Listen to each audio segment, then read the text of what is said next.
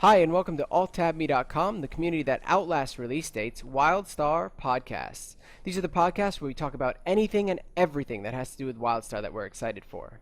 Now, there's a little bit of a catch. These podcasts are only 30 minutes long. At the end of that 30 minutes, whatever we're talking about, we stop. The idea of this is to bring in the community so that you can participate with our conversations or suggest topics for the next podcast. You can also go to Twitter, hashtag AltTabMe.com or at AltTabMe. I'm sorry, at AltTabMe or hashtag AltTabMe, and you can ask us questions for the week coming up. Or you can go to the forums and you can post in our forum topics for these podcasts. Anyway, with that being said, the topic for today's podcast will be...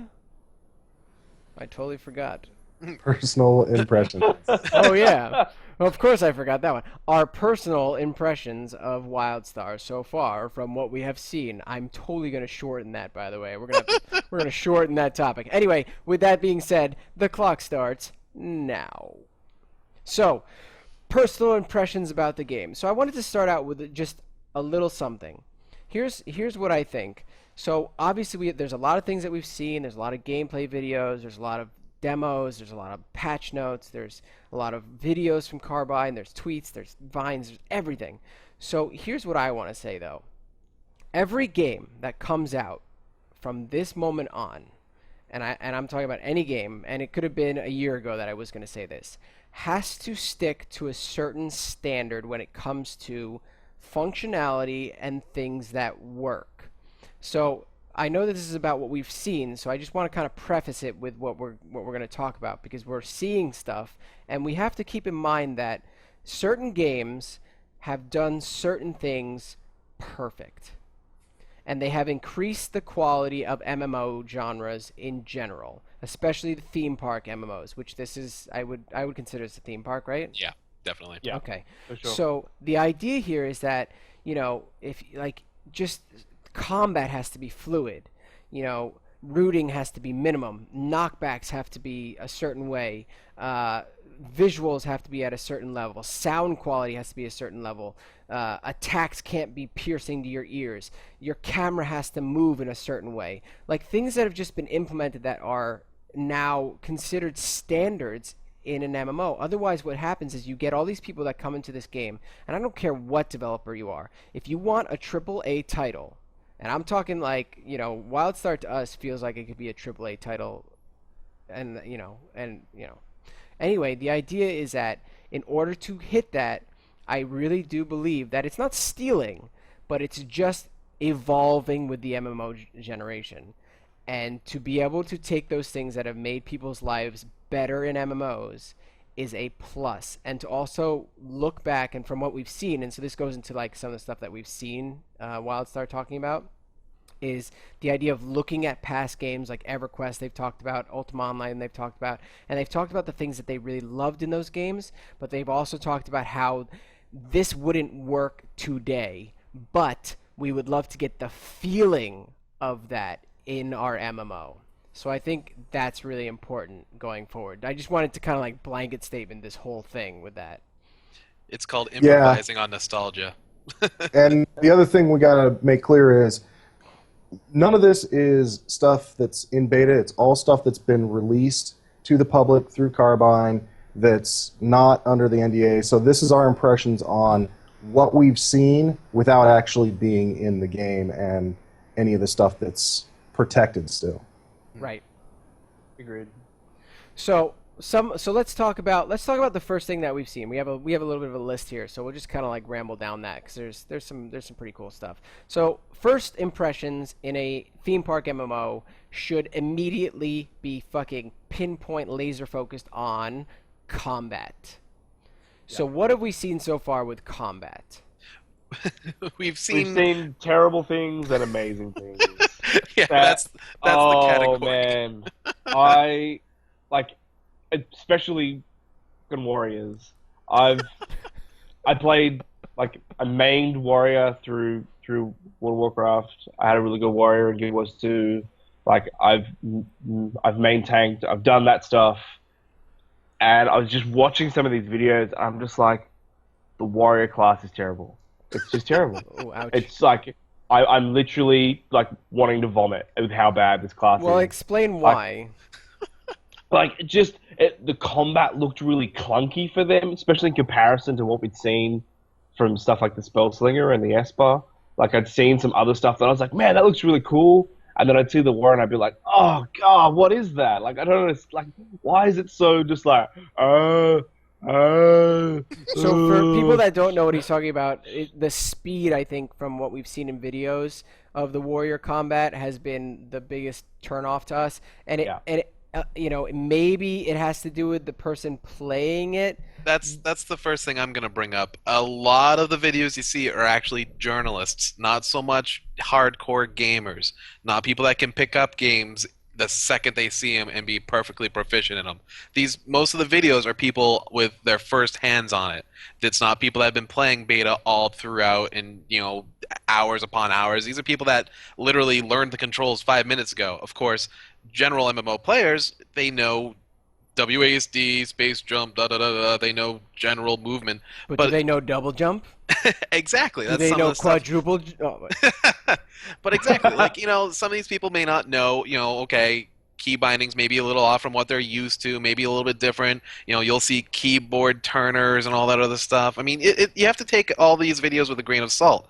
The combat is being aimed to be fluid. They're aiming for it to be very intuitive, very reactionary. And a lot of the stuff we've seen is level 5 people jumping in and all of a sudden start doing stuff. So you have to be you can't judge on just something. Yeah, and the earlier videos that I've seen, it looked like there was people that were not being very optimal with the stuff that they were clicking on. They weren't clicking when it was up, so a lot of the gameplay seemed slower just from the pace that they were doing. And this latest one that I've seen, I think it was with a Spell Singer. That one, Spell Slinger. Yeah, I said Singer. That one seemed a lot more fluid. It seemed a lot more like what we expect. So I think it does have a lot to do more with the user than it does the game at this point.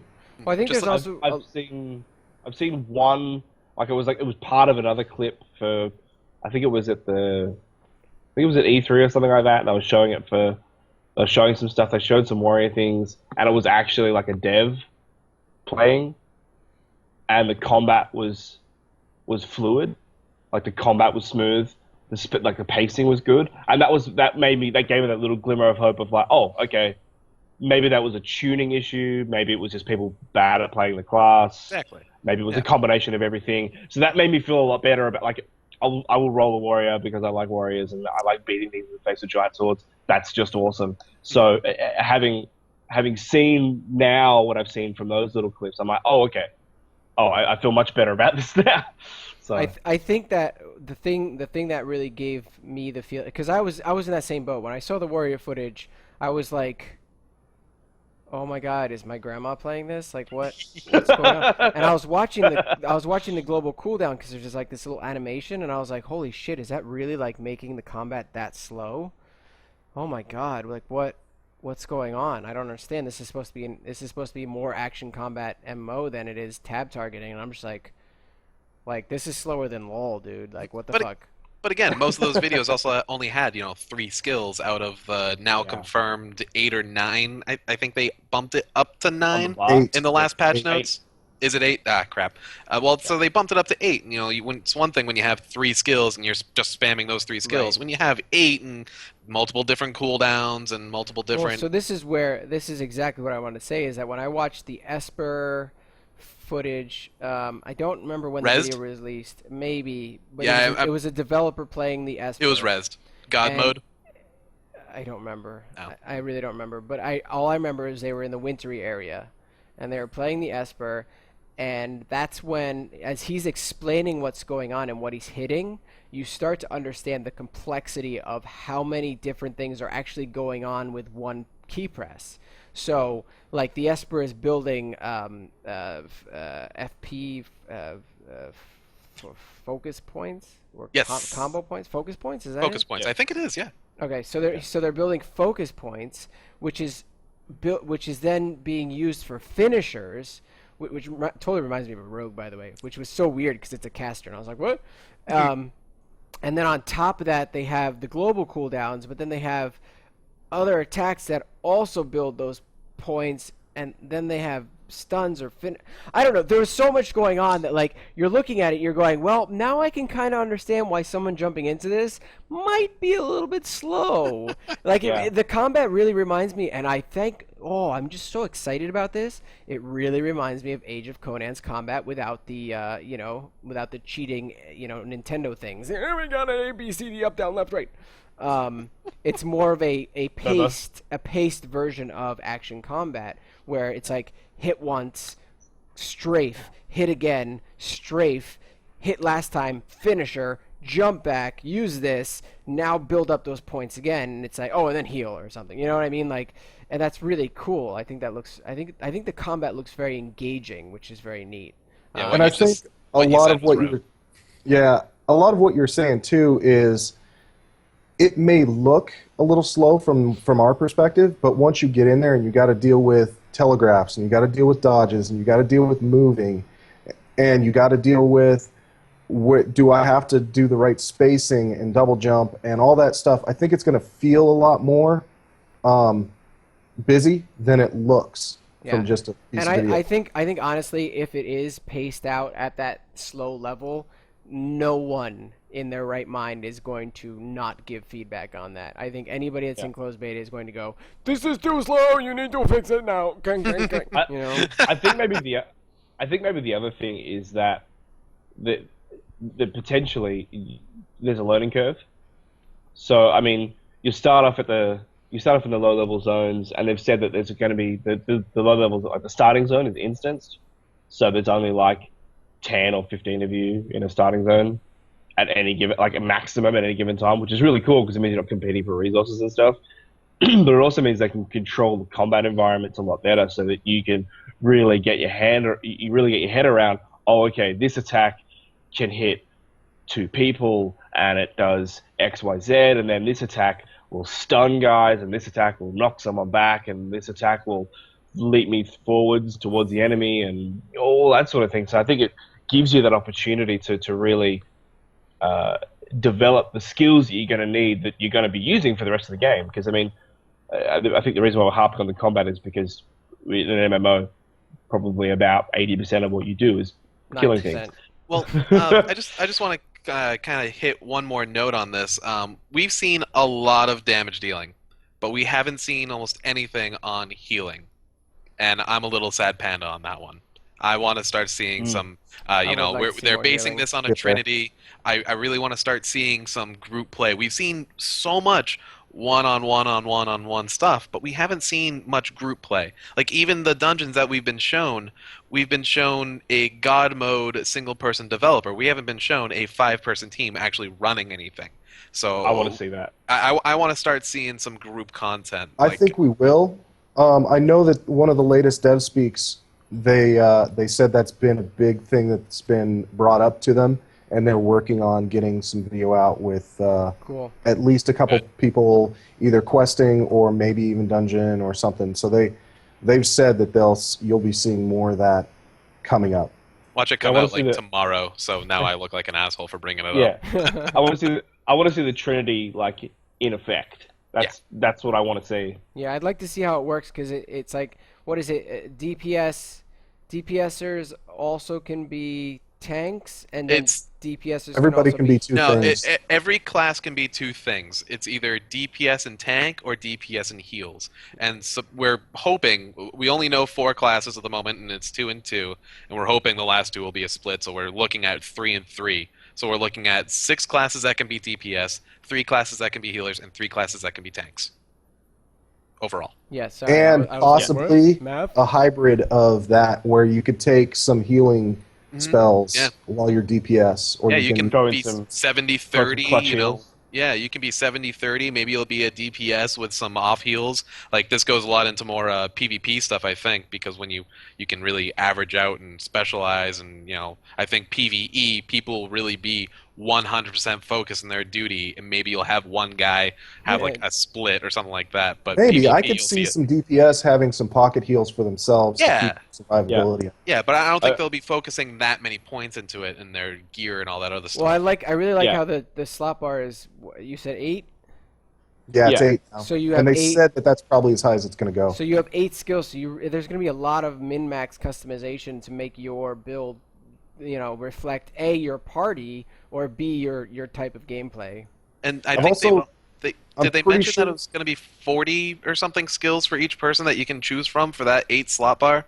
I don't know if it was that much, but it's more than what's on the bar. But I also heard, I'm pretty sure that I heard this correctly, there's going to be some skills that you can gain through your path that is usable in like PvE, PvP type situations, and those are outside of. They've mentioned it. 8. Yeah, they mentioned it, but they also mentioned that they want it to be purely flavor, and they don't want that to have any imbalance. Think of like the racials in Guild Wars 2. Their novelty. That's what they're aiming for. They don't want anyone to have to re-roll a specific path for a specific ability.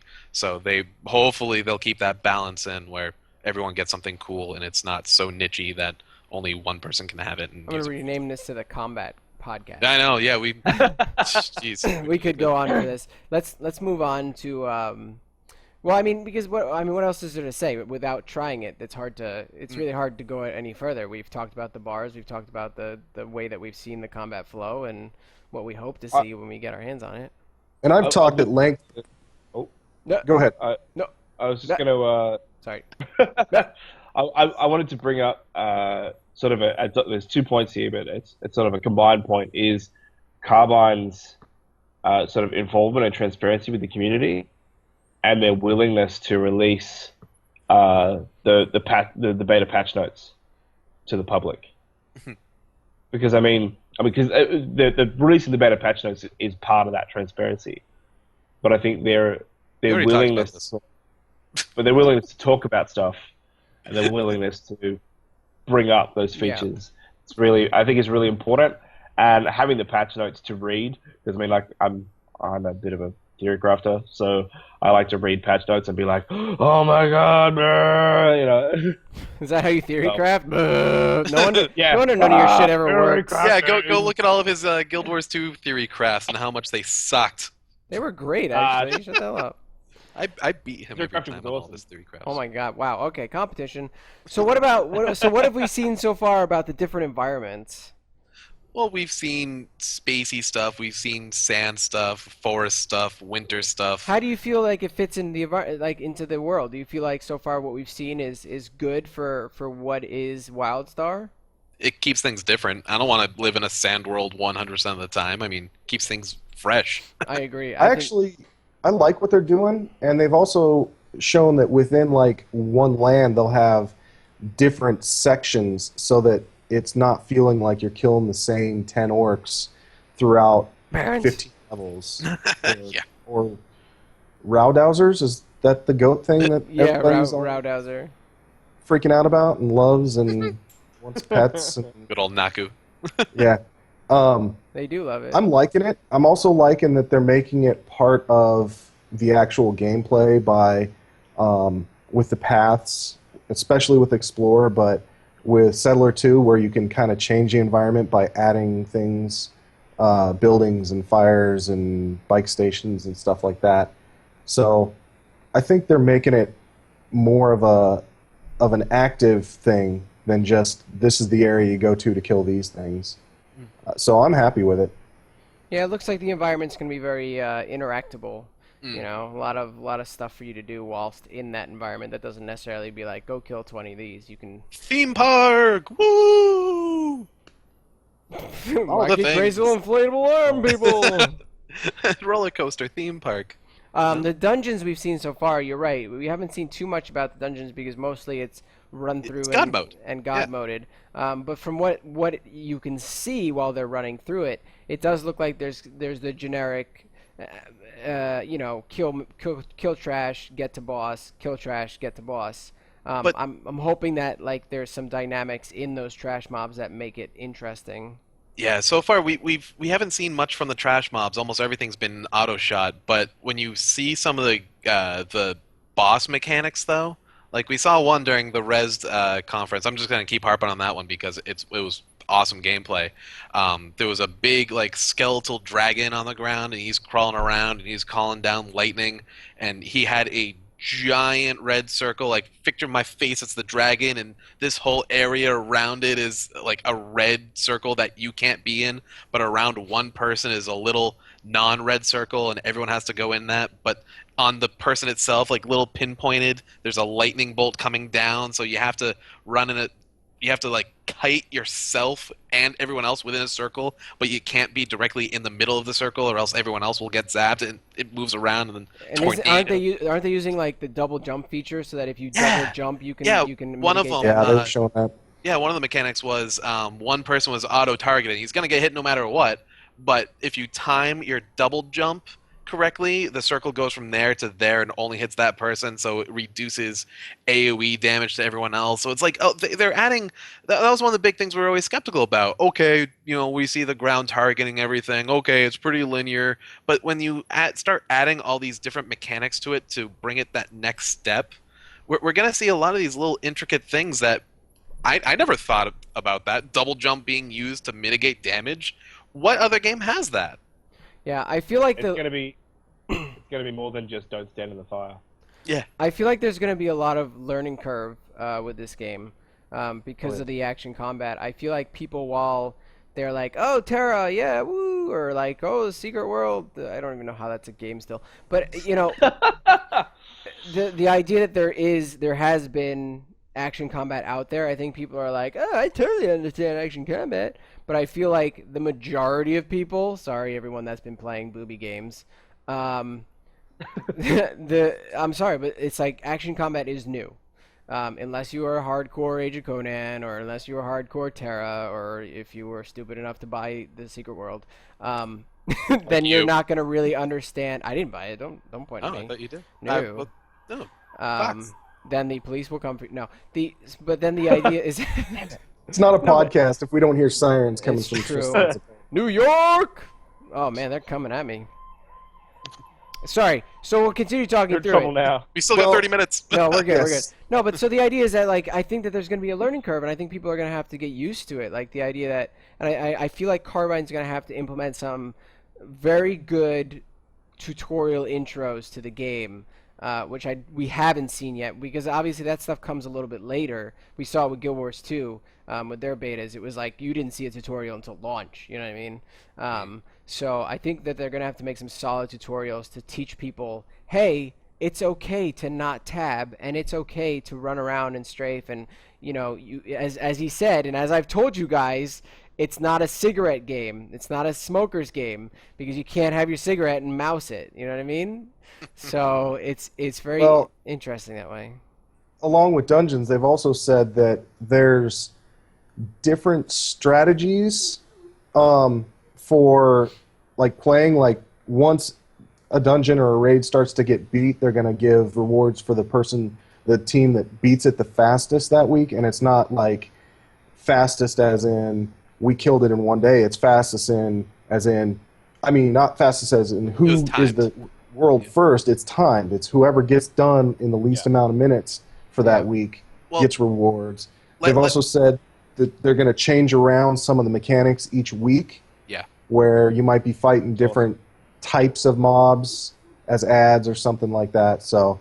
Yeah, I just want to expand on that real quick. Just like you said, they're going to be changing it up. So far, we don't know too much in detail, but we do know that they don't want any bosses to feel like they're on farm mode. Anyone that's done any progression raiding, you spend X amount of time to kill the boss once. You may not kill it again every time after that, but once you start killing it every week, no problem, first try, farm status.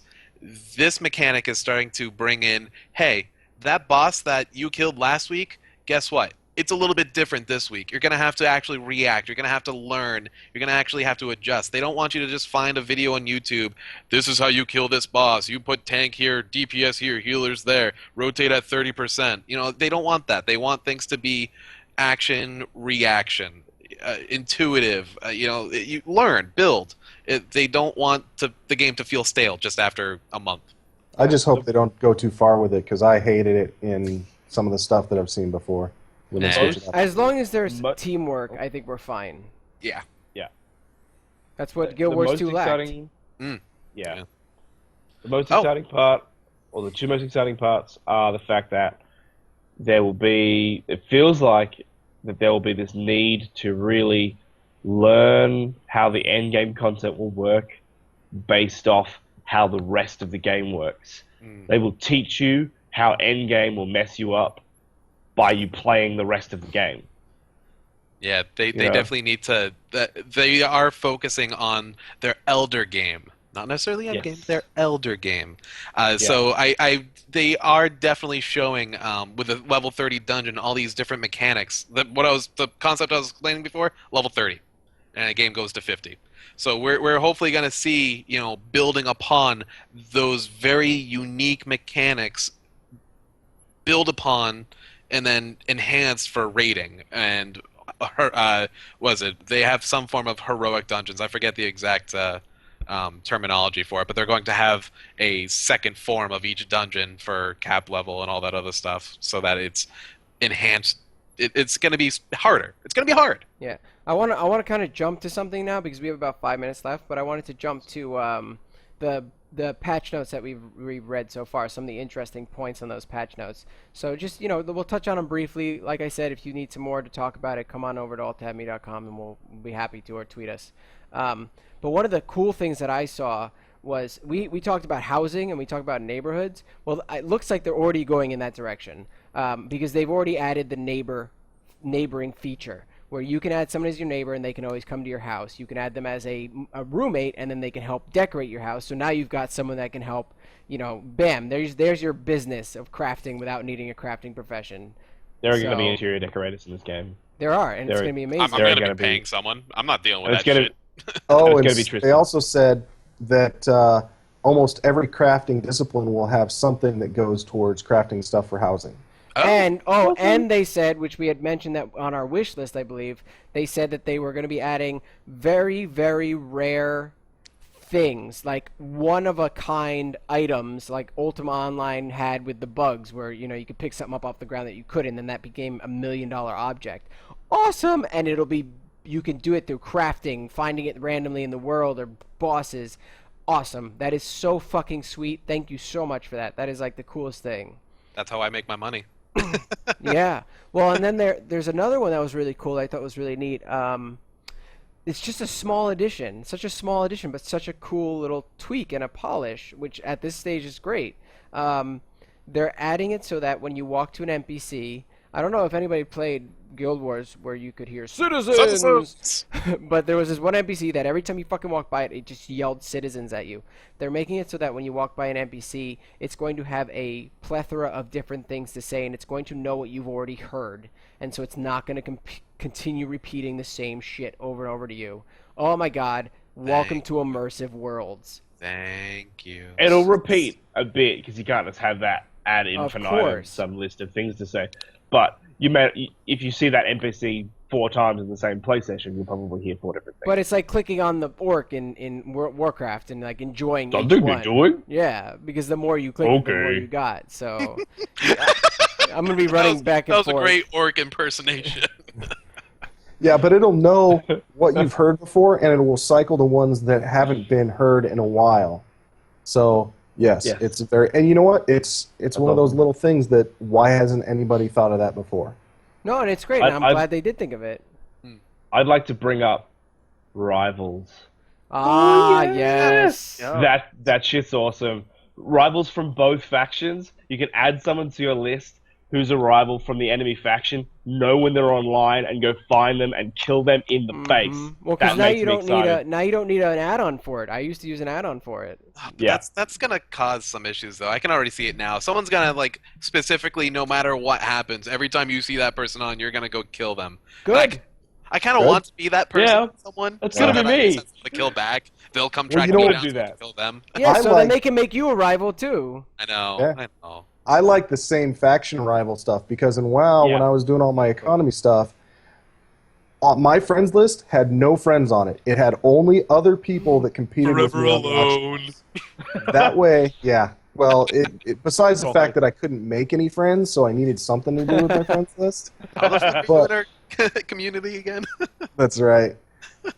My whole friends list was with just people that I was competing with on the auction house, so that I could tell if they were on or off, and then I could also tell if they were in a raid or if they were at the auction house. So I knew how hard I had to work to undercut them, or if I could just leave my stuff up. I love that there's a rivals list. I'm going to put all the people that I compete with on it. It's going to be full of that. You're going to have Carlton Banks on there, just so you guys know. That's always my bank alt name. You know it's going to be gone now, because everybody that watches is going to try to Everyone steal it. uses fucking Carlton Banks. I had to use like 3 different alternated characters just to... Is that anyways. is that a reference to something? I don't get it. Fresh Prince of Bel-Air. Fresh Prince of Bel-Air. Oh, Carlton Banks. Well, Oh, really? It's also cool because they're adding some UI enhancements already. Are you guys dancing? Yeah, the Carlton. But they're already starting to add things to the UI and stuff like that, and I think that's really good that they're at that point. I feel like that gives you an idea of where they're at in development when they start to tweak the UI. That's usually one of those last minute things, and I'm glad that they're putting time into it now. By the way, we have 5 seconds. Jesus Christ. No, shit. you know what I'll say? I'm gonna run over a second here, just because I'll say it. We're not gonna always cover everything in the patch notes, because I feel like that's like you can go there, you can read it, but we will touch on things that we think are interesting. And once again, you can go to hashtag AltTabMe, ask us questions about it for the next podcast. You can go to the forums, you can talk about things that you want to discuss or have a conversation about. So, hey, that's the end of our what the fuck did I title this podcast? Because I have no idea. You'll just have to wait and see, because I don't know. It was just our perception of things, of all the games and that we've seen so far. What the fuck? It was the All of the Things podcast. I don't think you can tweet that. Like that's too many characters. Personal impressions. I just broke the Wildstar rule of 140 characters per quest text. Damn it. So anyway, thanks everyone for watching. Hopefully there was some good information there for you. If you have any questions, go to AltTabMe.com, the community that outlasts release dates. And this has been our Wildstar Podcast. We will see you guys next time. We didn't cover anything.